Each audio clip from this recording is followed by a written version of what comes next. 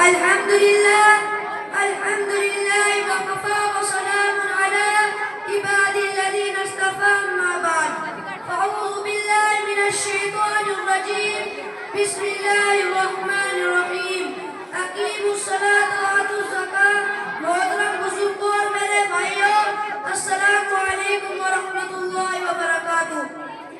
پہلے زمانے کے مسلمان جو بھی کام کرتے تھے ان میں دین اسلام کی پوری جھلک نظر آتی تھی اور ان کے عمل کو دیکھ کر غیر مسلم بھائی بھی اسلام میں داخل ہو جاتے تھے۔ وہ ہر موقع پر اللہ کے حکموں میں عمل کرتے تھے۔ اللہ کے حکموں میں ہی کامیابی حفاظت سکون ہے، اس بات کا ان کا پکا یقین تھا۔ آج کے زمانے میں بھی اللہ کے بہت سے بندے اس طرح ہے جو اپنے بزرگوں ہی کی طرح عمل کر رہے ہیں۔ ابھی حال ہی میں ریونٹی میں مسلمان تاجر گزرے ہیں جن کے پاس سینکڑوں پاور لوم تھے اور کپڑوں ہی کی بنائی کا کام کرواتے تھے۔ ایک دن کارخانے میں کام کرنے والے آدمیوں نے ان کو خبر دی کہ شہر میں زبردست آگ لگ گئی۔ وہ آگ ہمارے کارخانے کے بالکل قریب آ گئی ہے اور خطرہ ہے کہ چند منٹوں میں وہ آگ ہمارے کارخانے کو بھی جلا کر راکھ کر دے گی۔ شیخ صاحب اطمینان سے بیٹھ رہے اور کہا کہ فکر نہ کرو، وہ آگ انشاءاللہ ہمارے کارخانے کو بھی نہیں چھوئے گی۔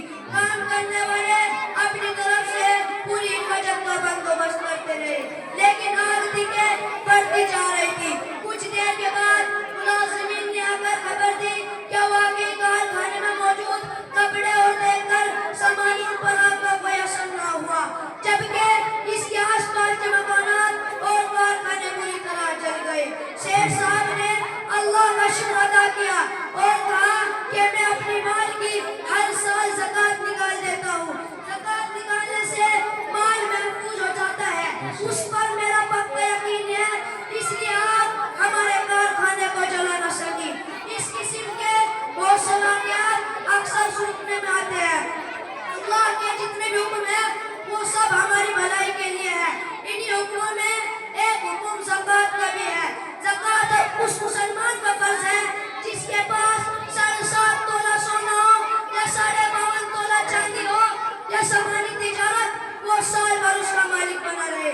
زکوٰۃ کے معنی ہے پاک کرنا، چنانچہ زکوٰۃ نکالنے سے آدمی کا مال پاک صاف ہو جاتا ہے، ورنہ وہ مال ناپاک رہتا ہے، اس مال میں برکت نہیں رہتی اور اس دولت کا برباد ہو جانے کا خطرہ رہتا ہے۔